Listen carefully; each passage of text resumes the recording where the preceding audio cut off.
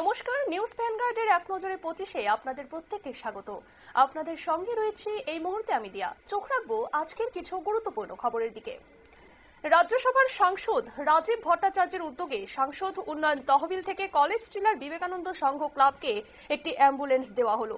শনিবার এই সংক্রান্ত অনুষ্ঠানে উপস্থিত ছিলেন সাংসদ ও রাজ্য বিজেপির সভাপতি রাজীব ভট্টাচার্য, কাউন্সিলর অঞ্জনা দাস এবং সুকুমার সাহা সহ অন্যান্যরা।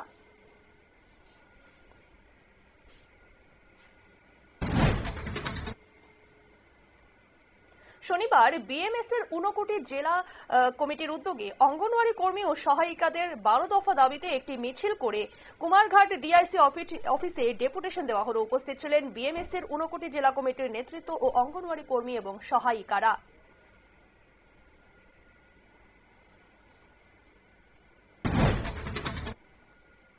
সাব্রুম মহকুমাকে শব্দ দূষণ মুক্ত রাখার লক্ষ্যে শনিবার সাব্রুম থানায় এক বিশেষ সভার আয়োজন করে মহকুমা আরক্ষা প্রশাসন। সভায় সভাপতিত্ব করেন সাব্রুম মহকুমার পুলিশ আধিকারিক নিত্যানন্দ সরকার।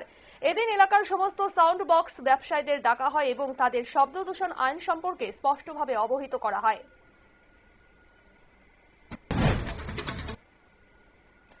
গ্রামীণ অর্থনীতি স্বনির্ভর করতে এবং কৃষকদের চাঙ্গা করে তুলতে দক্ষিণ ত্রিপুরা জেলা প্রশাসনের উদ্যোগে শনিবার সাব্রুম ভেটেরিনারি হাসপাতালে এক বিশেষ অনুষ্ঠান আয়োজিত হলো। বিকেল 4টায় আয়োজিত এই অনুষ্ঠানে পূর্ব জলেফা গাঁও পঞ্চায়েতের সুবিধাভোগীদের হাতে 17টি শঙ্কর জাতীয় দামি গরু তুলে দেন দক্ষিণ জেলার সভাধিপতি দীপক দত্ত।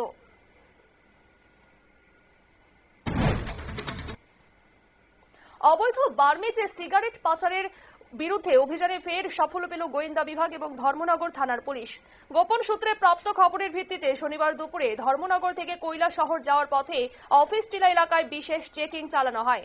এই সময় একটি গাড়ি থেকে 27 কার্টুন সিগারেট বাজেয়াপ্ত করার পাশাপাশি দুই যুবক গৌতম ত্রিপুরা ও মৃন্ময় দাসকে আটক করা হয়।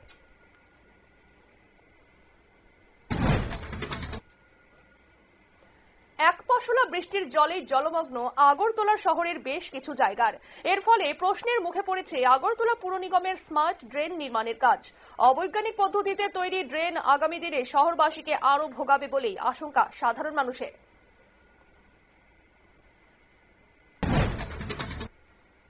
বাঙালি হেনস্থা ও বাংলাভাষীদের অপমানের বিরুদ্ধে শনিবার আগরতলায় একটি বিক্ষোভ মিছিল ও পথসভার আয়োজন করা হয়েছিল। দুপুর 2টার সময় প্রবল বর্ষণকে উপেক্ষা করে রাজ্য কার্যালয়ের সামনে থেকে মিছিল করে ওরিয়েন্ট চৌমুহনীতে পথসভা করেন আমরা বাঙালি দলের রাজ্য ও কেন্দ্রীয় নেতৃত্ব। উপস্থিত ছিলেন আমরা বাঙালি দলের কেন্দ্রীয় সাংগঠনিক সচিব তপময় বিশ্বাস ও আমরা বাঙালি দলের রাজ্য সচিব গৌরাঙ্গ রুদ্রপাল সহ অন্যান্যরা। আমবাসা বাজারের বিভিন্ন জায়গায় মদের আসর বসে, এমনকি 1 নম্বর মদের কাউন্টারেও মদের আসর বসানো হয়। কিছুদিন ধরে এই অভিযোগ পেয়ে শনিবার আচমকা সেখানে অভিযান চালালেন আবগারি দপ্তরের ইন্সপেক্টর। আমবাসা বাজারের বেশ কয়েকটি দোকান সহ 1 নম্বর মদের কাউন্টারে অভিযান চালানো হলেও অভিযোগের সপক্ষে কোনো প্রমাণ খুঁজে পাওয়া যায়নি।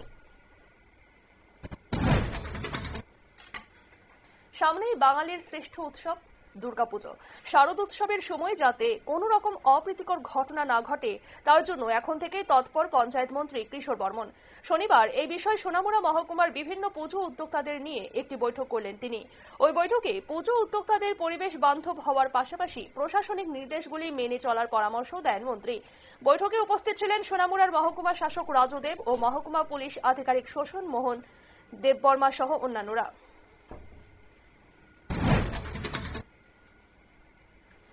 ইন্টারনেট পরিষেবার জন্য প্রচন্ড সমস্যায় পড়ছেন সাতচাঁদ ব্লকের অন্তর্গত স্টেট ব্যাংক ইন্ডিয়ার মনুবাজার শাখার গ্রাহকরা।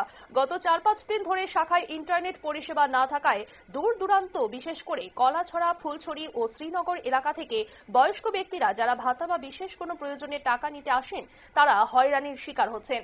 পাশাপাশি মনুবাজারে থাকা এসবিআই এর এটিএমও বন্ধ, ফলে সমস্যা বেড়েছে।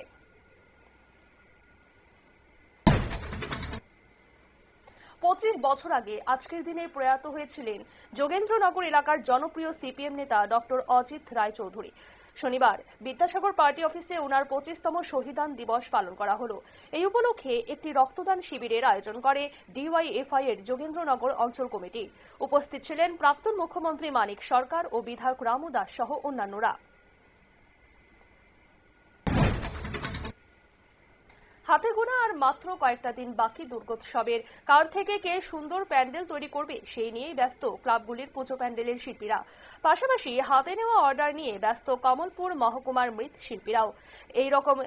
এইরকমই একটা দৃশ্য চোখে পড়ল কমলপুর মহকুমার প্রত্যন্ত শান্তির বাজারের মৃৎশিল্পী বিধান পালের প্রতিমা তৈরির জায়গায়।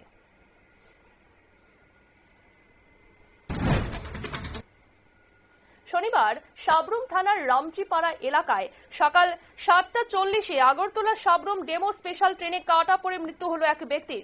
দুর্ঘটনা ঘটে সাবরুম স্টেশন ঢোকার একটু আগে। মৃত সাবরুমের দমদমা গ্রামের বাসিন্দা 38 বছরের সত্যজিৎ দে। তিনি রেল লাইনের উপর শুয়েছিলেন বলে অভিযোগ। মর্মান্তিক এই দুর্ঘটনার ফলে 1 ঘন্টা ট্রেন চলাচল ব্যাহত হয়।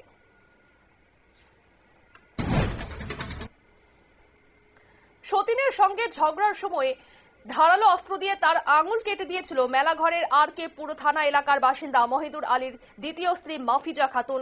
তার প্রতিবাদ করায় সতীন হাজরা আক্তারের 3 মেয়ে সেলিনা, শাবনূর, খুশি এবং সেলিনার 3 বছরের শিশুকন্যা ফারিয়ার শরীরে ফুটন্ত গরম জল ঢেলে দেওয়ার অভিযোগ উঠল মাফিজার বিরুদ্ধে।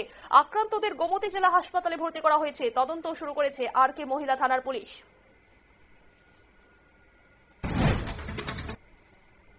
রাতের অন্ধকারে 2 ব্যক্তির রাবার বাগান ধ্বংস করে দিল দুষ্কৃতীরা। ঘটনাটি ঘটেছে মেলাঘর থানার দিনমোহনভোগ ব্লকের আনন্দপুর ভিলেজের 1 নম্বর ওয়ার্ডে।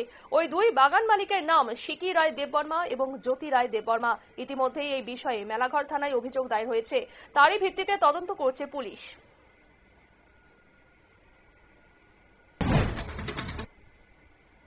গত বুধবার থেকে ভারতের কাঁধে 50% মার্কিন শুল্কের ভার চেপেছে। তথাপি ডোনাল্ড ট্রাম্পের চোখ রাঙানির পরোয়া করছে না নয়াদিল্লি। নীরব কূটনৈতিক কৌশলে বুঝিয়ে দেওয়া হচ্ছে তা। রাষ্ট্রায়ত্ত সংস্থা oil and natural gas corporation জানিয়ে দিয়েছে, রাশিয়া থেকে তেল আমদানির বিষয়ে সরকারের তরফে কোনো চাপ নেই, ফলে আমদানি অব্যাহত রাখা হয়েছে। যতদিন রাশিয়া থেকে তেল কেনা লাভজনক হবে, ততদিন পুতিনের দেশ থেকে অশোধিত তেল আমদানিও অব্যাহত থাকবে।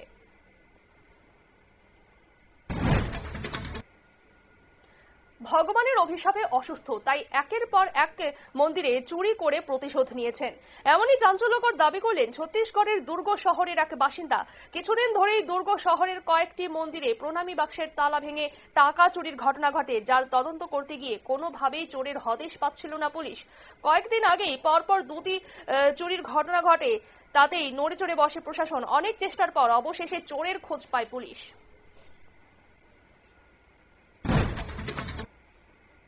ভারতীয় বায়ুসেনার মাত্র 50টি অস্ত্রের আঘাত, আর তাতেই কুপকাত হয় পাকিস্তান। অপারেশন সিঁদুরের 3 মাস পর লড়াইতে বায়ুসেনার ভূমিকা প্রকাশ্যে আনলেন বায়ুসেনা অধিকর্তা নমরদেশ্বর তিওয়ারি। তিনি জানিয়েছেন, পাকিস্তানকে শিক্ষা দিতে 50টিরও কম অস্ত্র ব্যবহার করেছিল ভারতীয় বায়ুসেনা।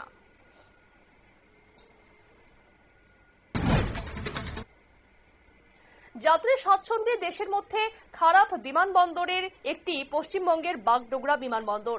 দেশের অসামরিক বিমান পরিবহন কর্তৃপক্ষের সাম্প্রতিক সমীক্ষা অনুযায়ী 60টি ছোট বিমানবন্দরের মধ্যে 59তম স্থানে রয়েছে এটি। যাত্রী স্বাচ্ছন্দ্যের বিভিন্ন সূচক মাপার পরে বাগডোগরা বিমানবন্দরের স্কোর 3.8।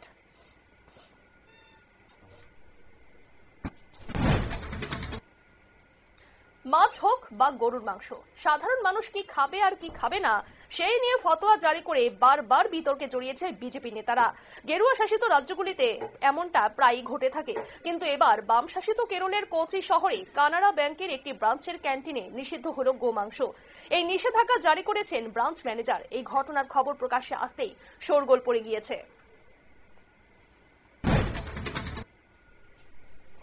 অনলাইন গেম নিয়ন্ত্রণের বিল প্রসঙ্গে এবার কেন্দ্রীয় সরকারের ব্যাখ্যা তলব করল আদালত। সংসদের বাদল অধিবেশনে উভয় কক্ষেই পাশ হয়েছে the promotion and regulation of online gaming বিল 2025। এই বিলের মাধ্যমে অর্থের বিনিময়ে খেলা অনলাইন গেমগুলিকে নিষিদ্ধ করার কথা বলা হয়েছে। কেন্দ্রের ওই বিলের বিরোধিতায় ইতিমধ্যেই মামলা হয়েছে কর্ণাটক হাইকোর্টে।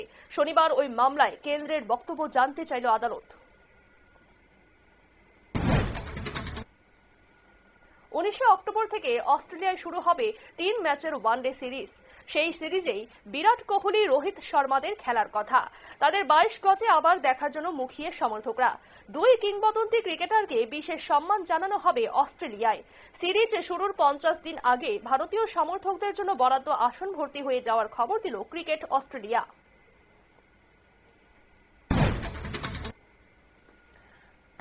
শুরুর 10 দিন আগে হঠাৎ বদলে দেওয়া হলো এশিয়া কাপের সময়সূচি।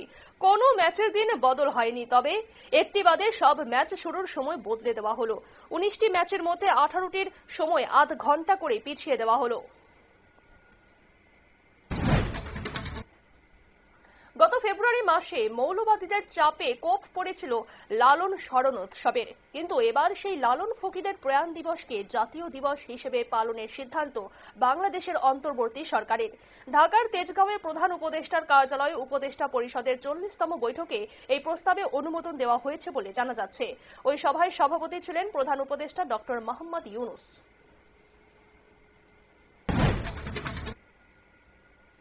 ভয়াবহ বন্যার কবলে পাকিস্তানের পাঞ্জাব প্রদেশ। সিন্ধু ও তার উপনদীর জলে ডুবেছে পাঞ্জাবের বিস্তীর্ণ এলাকা। শুধু তাই নয়, 40 বছর পর বন্যার কোপে পড়েছে পাকিস্তানের লাহোর। পরিস্থিতি এতটাই খারাপ যে শেষ 24 ঘন্টায় এখানে মৃত্যু হয়েছে 22 জনের। ভয়াবহ এই বন্যার জন্য ভারতকে দায়ী করছে পাকিস্তানের একাংশ। দাবি করা হচ্ছে, সিন্ধুর জল ছাড়ার জেরে পরিস্থিতি এতটা গুরুতর আকার নিয়েছে।